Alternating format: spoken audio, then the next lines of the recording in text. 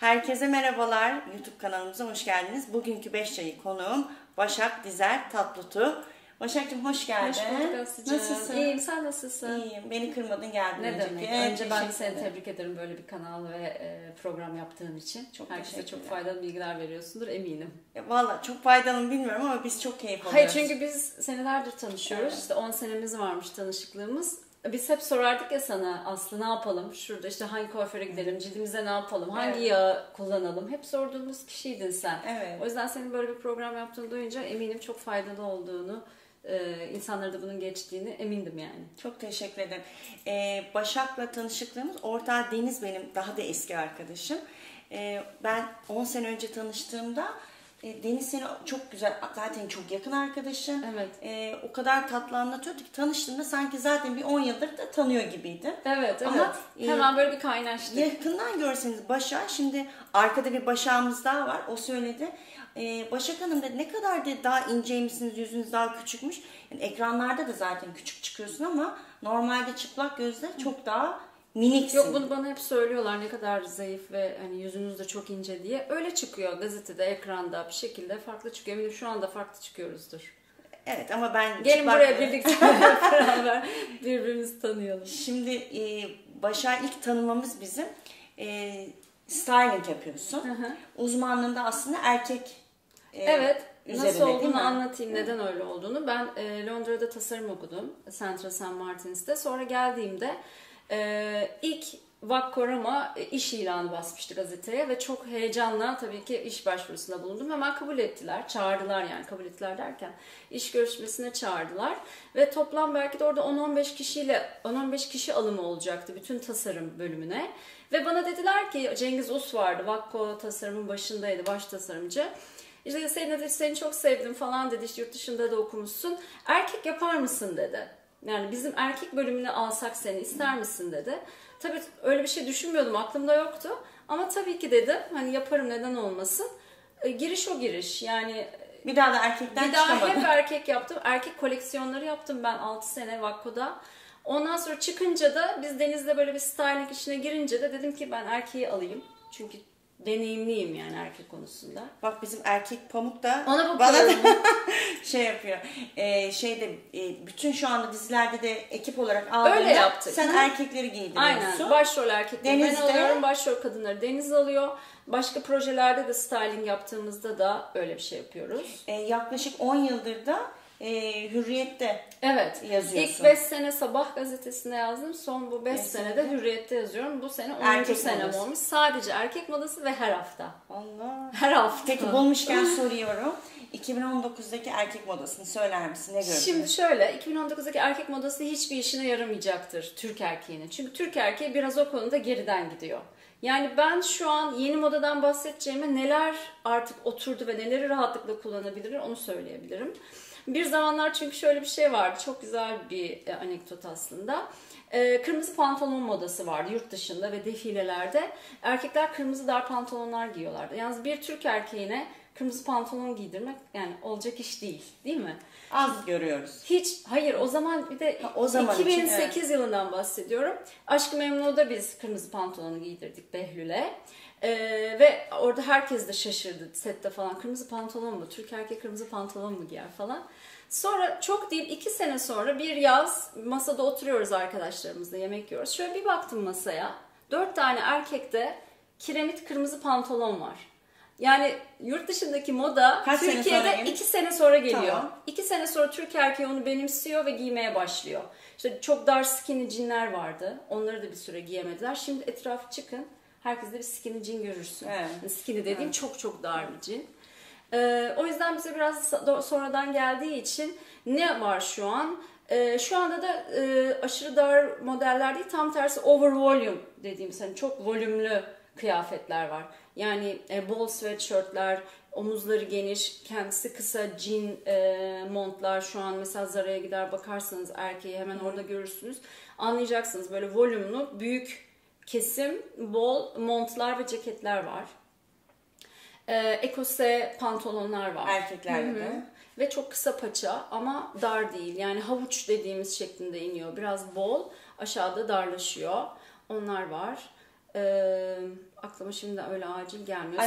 Şeylerde peki ayakkabılarda bot galiba çok Evet, var değil mi? bot mesela asker postalı birazcık geçti artık. Hani çok almak istiyorsanız buralar kendinize asker postu veya kamuflaj desen bir şey almayın. Zımbalı şeyler almayın. Neden? Yeni almadım henüz zamanında. Evet, kendinize artık orada yatırım yapmayın. Çünkü o rock ve kamuflaj biraz kendini kaybettirmeye başladı. 5 senedir falan kullandık biz onu ama 5 sezondur böyle şeyler kullanıyoruz. Başka ne olabilir?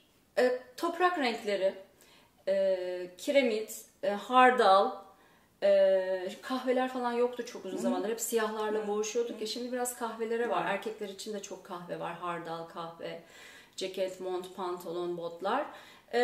Fermuarlı botlar olabilir. Bilekli botlar hep var ve çok güzel hala o. Çünkü kısa havuç pantolonların altına sadece bilekli botlar güzel oluyor. Değil mi? Açıklar güzel Peki olmuyor. bir şey soracağım. Çorap göründüğü zaman... Çorap görmesini seviyoruz artık. Evet, peki Eskiden sevmezdik. Evet.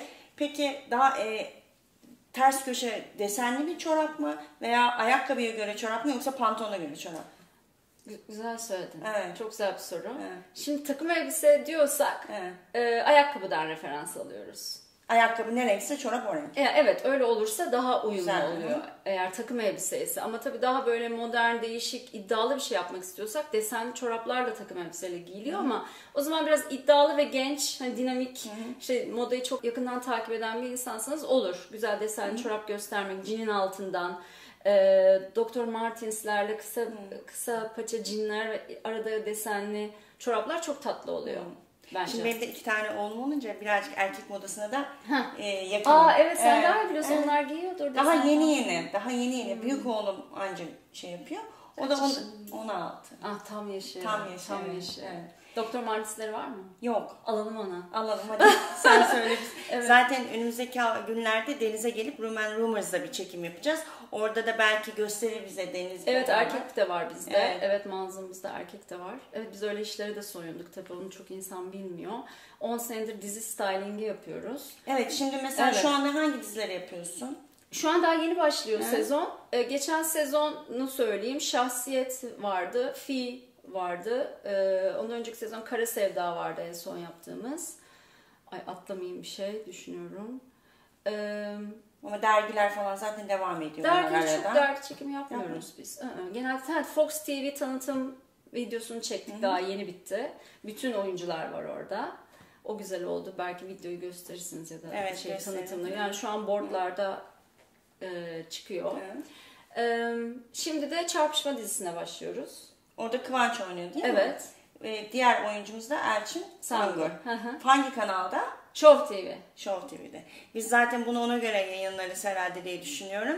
Önümüzdeki haftalarda bakalım o nasıl olacak. Evet, önümüzdeki haftalarda yayınlanır. Şimdi bir de bu Bihter çizmeleri çok meşhur olmuştu. Siz meşhur etmiştiniz. Nereden çıktı o hikaye? Şimdi o hikaye, evet, hepsinin hikayesi var. Şimdi Aşk-ı Memnu zamanı bu kıyafetlerle çok ön plana çıktı dizi. Çünkü gerçek markalar, gerçek mücevherler kullanılıyordu ve ilk kez bir dizide styling yapıldı. İlk kez bir dizide stil danışmanlığı kullanıldı. Başroller için diyorum.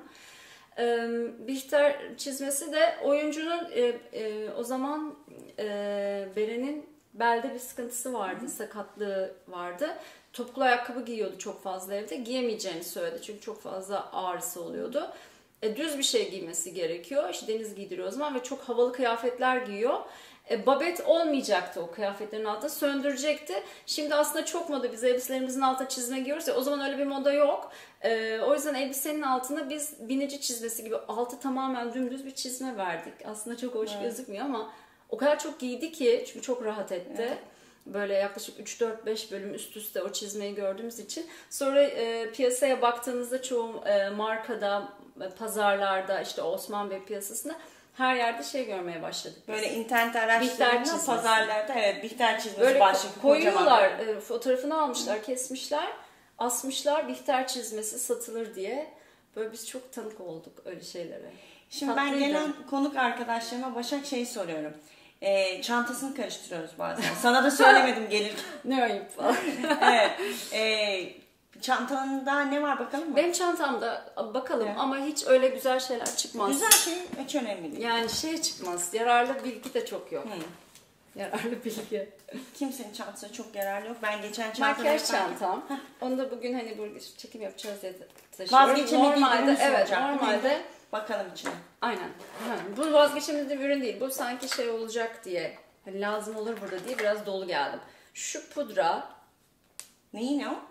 Neyin o? Güzel soru. Dur bakayım ben kapağını anlar mıyım? Anlarsın. Ha şeyin Bu yeni şeyler- çıkan hani isteye farklı da açıldı ya. Kiko. Kiko. Bravo. Çok tamam. Make allığım var. Mesela makyaj yaptığında ne yapmadan çıkmazsın? Tamam söylüyorum. Galiba ben üniversiteden beri kirpik kıvırma aletimsiz. Olmuyor benim kirpiklerim kıvrık değil. Onu çok kullanıyorum. Ve rimel.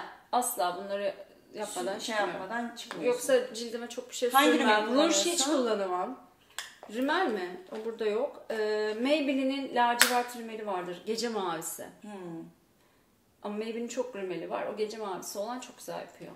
Dolgun mu yapıyor, uzun mu Dolgun yapıyor? yapmıyor. Evet. Hiç dolgunlaştırmıyor. Uzun yapıyor. Uzun yapıyor. Güzel ayırıyor. Bakalım. İşte MAC'ten aldığımız var burada. Bugüne özel. Yeni kendi kendime far sürmeyi öğrenmeye çalışıyorum. Hiç beceremediğim bir şey far sürmek. Ama Çok beğendim. benim bugün. şu aram yüksek ve gözlerim biraz çıkık olduğu için bana farın yakıştığını... Bakayım ben onun şeyine. Bu da MAC'in. Ay çok güzel. Ben size bunu söyleyeyim arkadaşlar. Bu bir şey Rengi yazmıyor. kendim koydurdum. Ne kadar belli, evet. Kendi yapmış ikili. Evet, Güzel bir ikili. MAC'e gittim. Bir tane Şunu kahve... mor mürdüm kahve gibi. Kahve gibi. Çok önemli bir şey öğrendim. Ne Onu da öğrendin? paylaşayım. Gözleriniz kahve ise siyah değil hani böyle açık kahve arasıysa göz içine mürdüm kalem sürmek ve rimeli de mor veya mürdüm sürmek gözün rengini 2 ton açıyormuş. Evet, benim de Sana çok güzel olur ya. hemen deneyelim. Yenilikler açacağız. Yani şey oluyormuş. Kahve ise elalaşıyormuş. İçine mürdüm ve kirpikleri. O yüzden ben de bu mürdümü aldım. İşte böyle fırçalar var. Başka ne Başka var? bir şey yok bu kadar. O kadar makyaj var. Tamam, Diğer makyaj çanta. malzemesi olarak bu kadar. Tamam. Fırça kaldı. Fara da yeni başladım. Güzel. Ben çok beğendim. Gözlüğümüz var. Ne var gözüne bakalım. Ya ben bu gözlüğü çok seviyorum. Linda Farrow. Evet, Linda Farrow'un. Seversiniz. Bakayım. Çok yakışmış. Yani hafif şuralara. Evet. Yeni modamız böyle çekik gözlükler ya. Evet, gözlükle devam ediyorum programımıza. Çok komik cüzdanımız var. Mavi. Bu arada artık onu söylüyorum. Mavi cüzdanda tercih edin. Ben bunu birkaç yerden duydum. Bereketi arttıracak bir şeymiş. Ben yaklaşık 10 senedir mavi cüzdan kullanıyorum. Kırmızı, ve bana çok kırmızı yaradı. denmez miydi? Ya mavi. Güzel. Tamam. Mavi alırız. Ya yanlış bilgi vermişim. Bilmiyorum. Hayır, sen nasıl Bana hissediyorsan yaradı. öyle, evet. Başka bir maviydi. Bunu bu sene bir de hediye gelmesi lazım. Arkadaşlarım. Evet. Siz bunu mesajı aldınız. Yasemin arkadaşım hediye almış. Teşekkür ederim. Hep söylerdim ona. Ondan önceki de hediyeydi mavi. Bu da öyle. Birinin size mavi cüzdan hediye etmesini sağlayayım. Tamam. Bakalım. İşte onu da soracağım. Geliyoruz. Mandalina- İncecik Başak, incecik. Tabii ben yanımda her zaman gözlüğüm. Çikolata falan olur. Ne Sen de çikolatası? mandalina Hayır, çıktı. ben çikolata aklıma gelmez benim çikolata. Yemez misin? Hiç yani aklıma gelmez ama biri ikram ederse yerim tabii ki. Aa. Yeşil çay taşıyorum ben yanımda. Yani yurt dışına gittiğim zaman çünkü burada yok. Japon sencha yeşil çayı vardır. Çok seviyorum onun tadını. Her yurt dışına gittiğimde Japon yeşil çayları alıp onları çantama atıyorum. Hatta şöyle Bakayım ona. Ya çok garip bu. Bu tabii güzel gözükmüyor. Sencha mı? Sencha. Bu sencha yeşil çay. Tamam. Bir de şöyle bunu da İngiltere'den aldım. Ginseng gibi bir şey. Onu Bunları da çayın suda içine haşlıyorum. Evet. Hayır, suya atıyorum, sıcak suya. Ha. Her gün bir tane bundan içiyorum. Ne işe Doğal. yarıyor? Enerji arttırıcı. İşte bu yoğun tempoyu falan işte kışın olması için. Ginseng vardır ya. Evet, evet. Onun hap olanı değil. Böyle yakından gösterelim. Çok tatlı bir şey çünkü. Çantada bir şey yok dedi. Neler çıktı? Evet, yararlı şeyler. Evet, çok yararlı. Şey var, şarj var. Tabii ki. Cep Günümüzün telefonu ve şeyi. telefon. Orada bir hap ilaç mı var? Ne var? Bu mu? Ya da Şu rahat mı? boğaz için. Boğaz için. Boğazın bugün Orada da kötüydü. Bu da şey, Batista'nın kuru şampuanı. Çünkü fön çektiğim zaman çok elliyorum saçımı ve şu önü güzel yağlanmasın oluyor. diye. Evet. Hani Hacim yanında- de veriyor değil mi? Hacim de veriyor. Şu önü için çok iyi oluyor. Bu kadar. Süper. Parfümünü almamışsın Parfümü- sonra. Ha, Ne parfümü kullanıyorsun? şöyle. Parfümde her yurt dışına gittiğimde almaya çalışıyorum. La Lapo diye bir marka var. Şöyle seçiyorsun. Kokular var. Tamam. Beğendiğini bundan istiyorum diyorsun. Mililitresini söylüyorsun. Arkada laboratuvar var. Orada sana onu yapıp temiz bir şekilde veriyorlar. Üstüne istediğin şeyi yazdırabiliyorsun. İsmini yazdırabiliyorsun. Hediye edeceksen Peki birine... mesela izleyiciler o parfümden istese nasıl yapacaklar? Bilemezler ki o La arada. Lapo diye bir marka. Hem İngiltere, Avrupa'da, Amerika'da var. Ama biz şöyle yaptık Deniz'le. Evet, onu söyleyeceğim. Rumer Rumors mumları hazırlattık. Bu senin parfümün şu Evet, an. 1 numara ve 2 numara mumlarımız var. 1 numara Deniz'in parfümü, sevdiği parfümü olsun istedik. 2 numara da benim. Ve onu kendi parfümümüz burada olmadığı için esansçıya verdik ve bize bir esans hazırladı. Onu da mumcuya verdik ve mum yaptırdık. 1 numara Deniz'in, 2 numara benim parfümümü. İsteyenler Rumer Rumors'tan alabilir. Evet. Bana da Başak gelirken Getirelim. arkadaşım getirmiş. Çok teşekkür ederim. Çok Rica hoş. ederim. Peki parfümünü almak isteyen alamayacak çünkü onun formülü sana ait. Evet. Hayır, onun ismi var orada aslında. Yani seçeneklerin arasından seçiyor. Sadece taze hazırlıyorlar. Yoksa Okay, sen orada süper. özel yaptırtmıyorsun. Onlar sana bir 50-60 tane seçenek sunuyorlar. Deniyorsun ve beğendiğini evet. sana orada istediğin mililitrede hazırlıyorlar. Yani benimki 33 numara. Tamam. Herkes 33 kokabilir Başak bundan sonra. Kokusu vallahi hiç sakıncası çok güzel kokuyor. Meyve çıktı. Beslenmeye dikkat ediyorsun. Beslenmeme dikkat ediyorum ama dikkat etmek için değil. Benim seviyorum yani. Ben sebze meyve delisi bir insanım. Zaten et yemiyorum. Vejetaryen değilim. Çok az balık yiyorum. Pardon, vegan değilim. Vejetaryen da pesketaryen deniliyor. Biraz balık. Çok orayı bilmiyorum. Evet, şimdi vegan olduğunuzda hiçbir şekilde et ve hayvan ürünü yiyemiyorsunuz. Yani yumurta, bal, yoğurt, peynir de yiyemiyorsunuz. Vegan. O birazcık üst çok bir şey. sert, evet. İsterim onu da yapmak ama şu an öyle bir şey hazır değilim. Vejetaryenlik kesinlikle et yemiyor. Pesketaryen var. Hiçbir şekilde et yemiyor. Sadece az bir balık yiyor. Şimdi ben Yumurta oradayım. yiyor musun? Yiyorum. Okay. Yumurta ve çok az, yani balığı da bir iki kere falan yedim. Çok yemedim. Hani vejetaryen her an olabilirim yani. Ona çalışıyorum. Çok zor bir şey ama tavsiye edebileceğim bir şey. Ya şimdi çok ne yanlış zamandan yerlere beri götürülür. böylesin? Aslında böyle şeyler tavsiye edilmemeli. Evet. Şimdi biz kız kardeşimle Tayland'a gittik ve orada bayağı bir detoks falan yaptık. Master detoks dediğimiz hiçbir şey yemiyorsunuz. Sadece su ve çok değişik böyle bir jel kıvamında bir şey içerek 7 gün ama böyle meditasyon, işte yoga, orada dersler var. Çok güzel hocalar vardı. Onlarla dersler falan alıyoruz.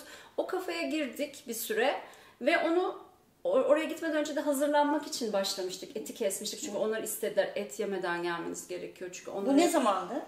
6 ay oldu.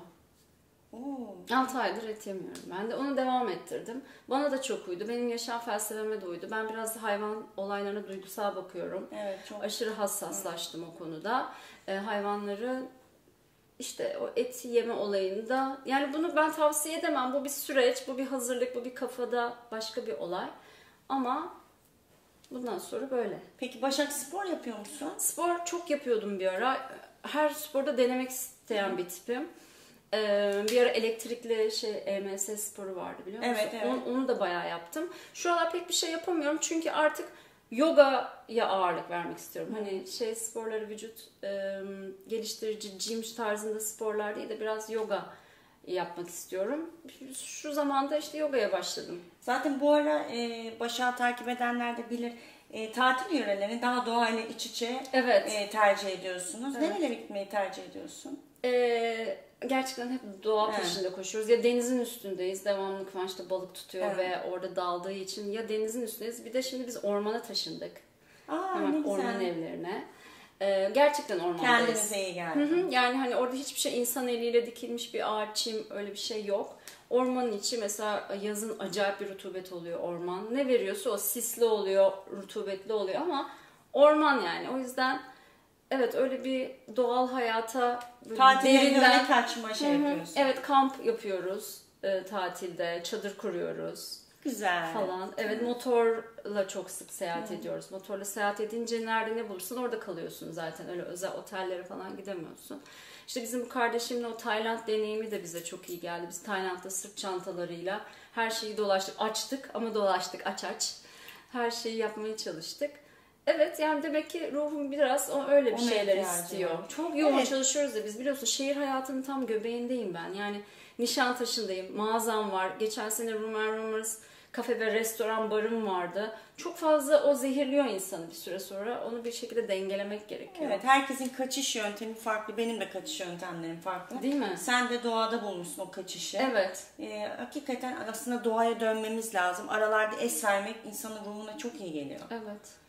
Es vermekten ziyade artık ben galiba iç içe geçirdim. Çünkü mesela bizim evimize gittiğimizde benim tavuklarım var ve ben her gün onlardan yumurta alıyorum. Yani Nişantaşı'nda böyle geziyorum evet. Yine eteklerimle. Toplantılar sonra yapıyorum. Ama evet hafta sonu veya akşam evde 9 tane tavuk, 2 tane horoz, köpek, kediler, kuşlar, onlarla ilgileniyorum. Anında dengelemiş oluyor. Aslında çok zor bir şey değil. Yani tavuktan bahsediyoruz. Böyle lüks bir şey değil yani. Evinizin uygun olsa keşke, maalesef Türkiye'deki yapılandırma sistemi hiç uygun değil. Olsa eskideki gibi evlerimiz, herkesin tavuğu olabilir. Hiç zor bir şey değil tavuk bakmak. Peki mesela ben böyle birkaç soru hazırlamıştım başa. Onlardan bir tanesi de gününü iyi geçirmek için ne yaparsın? Evet. Bu da bir yöntemlerden bir tanesi. Ormana dönüyorum akşamları yani. Evet. O da bir şey güzel. Peki aldığın ve asla unutamadığın tavsiye? Tavsiye mi? Yani ne derece doğru bilmiyorum bunu böyle söylemek ama hiç unutamadığım tavsiye babamdan tavsiye. Kız kardeşimle ben bunu kesinlikle unutmuyoruz. Çünkü herhalde ya ortaokul ya lisede aldık. Babama da buradan sevgiler söylüyorum ve yolluyorum.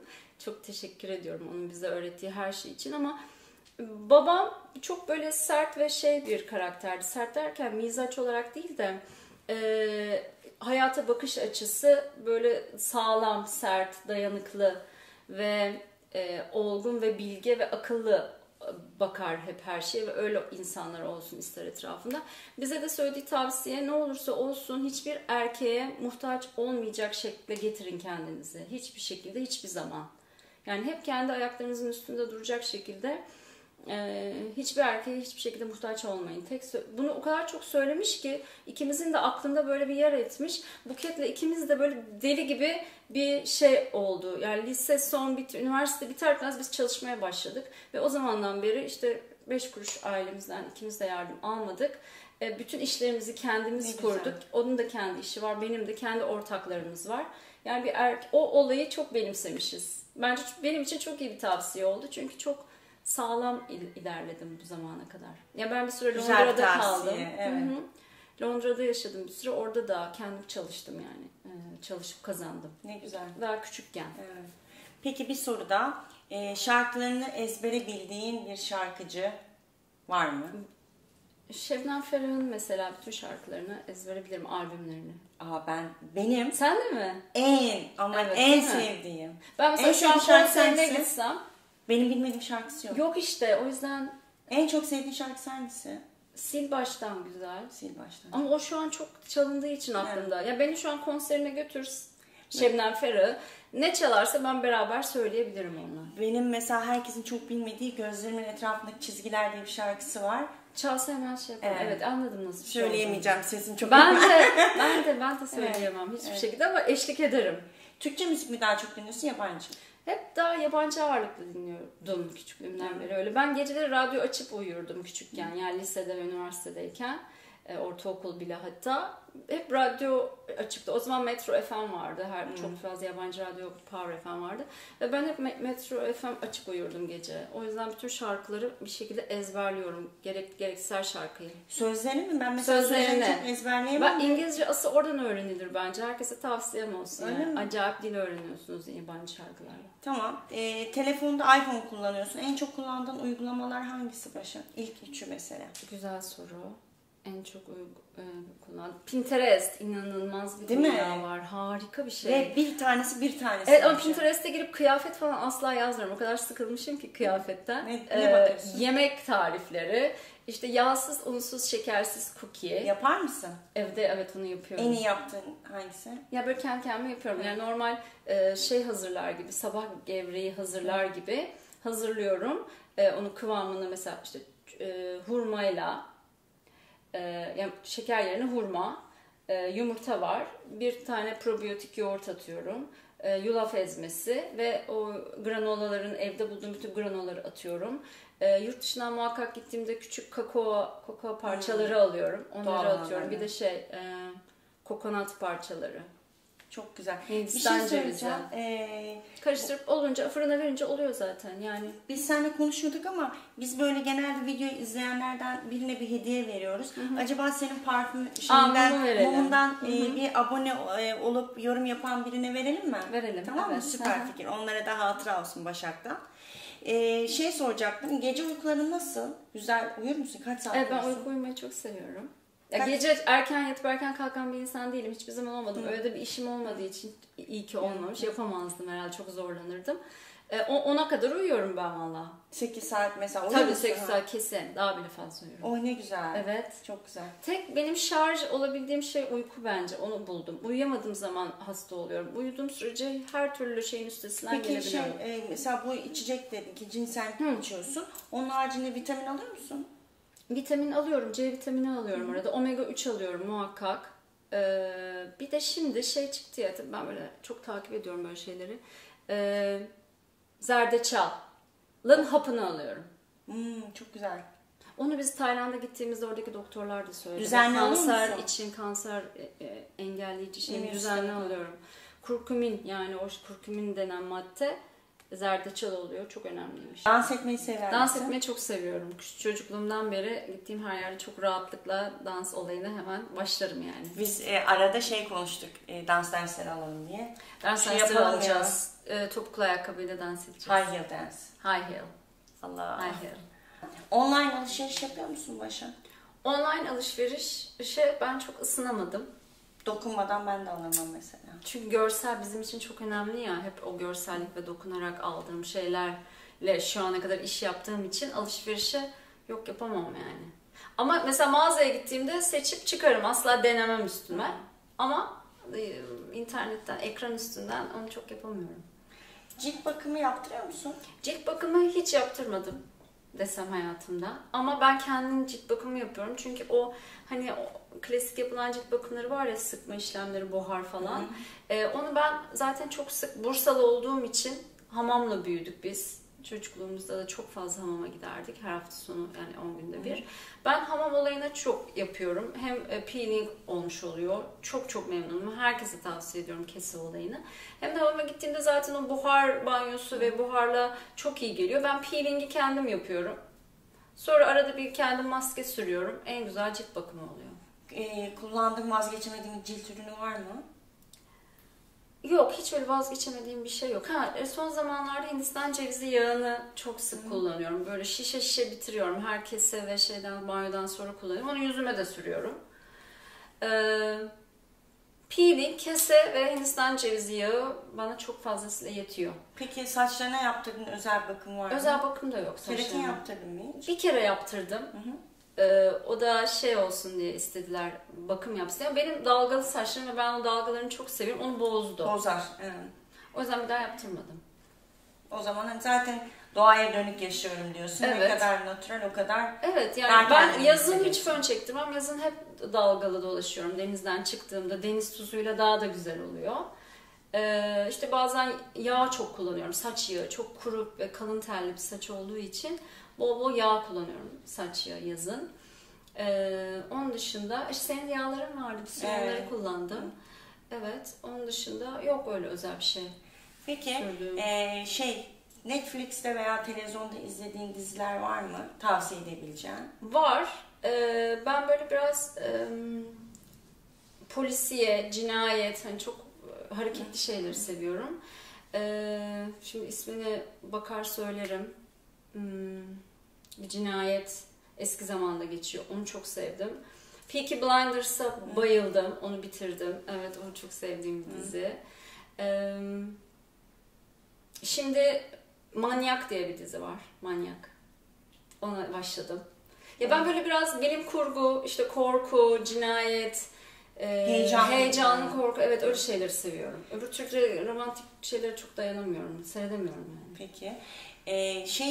En son okuduğun kitap veya tavsiye edebileceğim bir kitap var mı? Tavsiye edeyim. En son okuduğum kitaplar biraz böyle kendi kişisel gelişimle alakalı o. Çünkü herkese iyi gelecek şeyler değil. Ama roman olarak Trevelyan'ın Shibumi diye bir romanı vardır. Ha, okumadım. O kadar güzel bir şey Gerçekten. ki, o kadar güzel ki, o kadar beni aldı ki hem içinde o heyecan sürükleyici şeyler var hem de çok öğretici de şeyler var, felsefik şeyler var.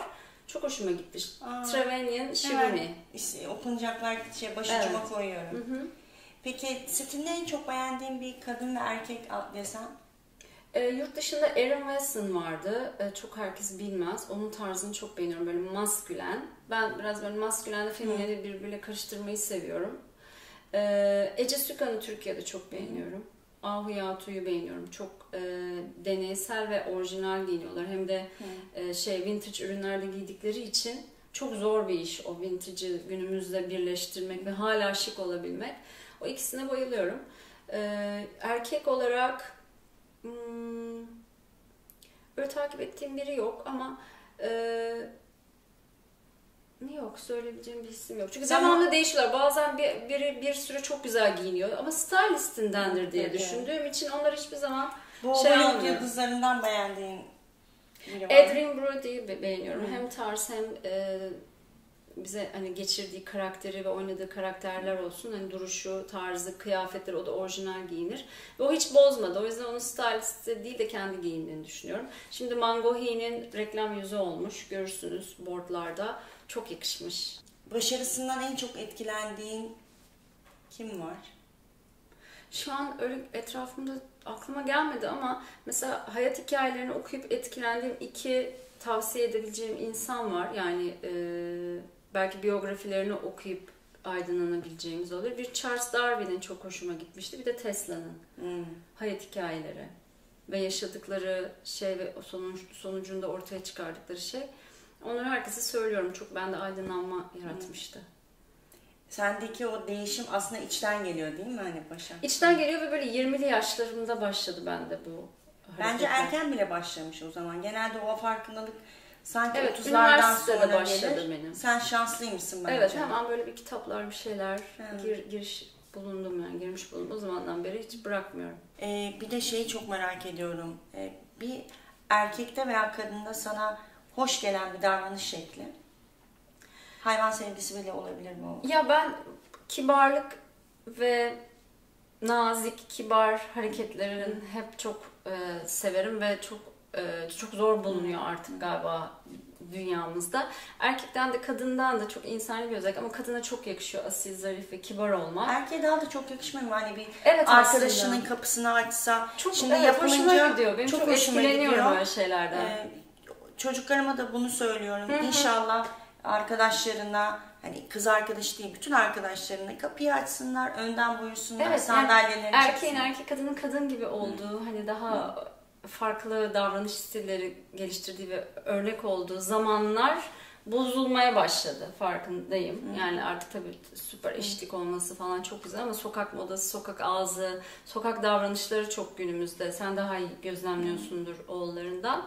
Ama güzel olmuyor artık. Yani çok hoşuma gitmiyor benim davranışlar. Biz çok saygılıydık. Biz kendimizden büyüklerle siz diye konuşurduk. Ben de hala. Ve ben bunu çok seviyorum ve bırakmak istemiyorum ve karşımda gördüğüm zaman benim de kendi asistanlarım oluyor. Bana siz diye hitap ettiklerinde, yani ben siz olduğum için değil, etrafıyla konuşurken siz dediğinde o benim gözümde farklı bir yere oturuyor. O kız mesela ya da o erkek. Ben ona çok önem veriyorum hala. Hoşuna gitmeyen? Hoşuma gitmeyen de onun tam tersi kabalık diyebilirim. Değil mi? Hı. Çok keyifliydi Başak. Çok teşekkür ederim. Zaman nasıl akıcı bilmiyorum. Daha konuşuyorduk aynen. Bıraksan konuşurduk biz ama devam ediyoruz. Evet, biz biraz devam edeceğiz ama YouTube izleyicileri de çok uzun olunca şey yapmıyor. Tabii. Ama biz devam ediyoruz. İstediğiniz, merak ettiğiniz sorular varsa yazın. Mümkün olduğu kadar cevap vermeye çalışıyoruz. Abone olup yorum yapmayı da unutmayın, hatırlatalım. Başak'tan kullandığı parfümün kokusunda mum hediye edeceğiz. Evet, onu atlamıyorum. Süper olur. Çok sevinirim. Çok teşekkürler herkese. Sevgiyle kalın. Teşekkürler.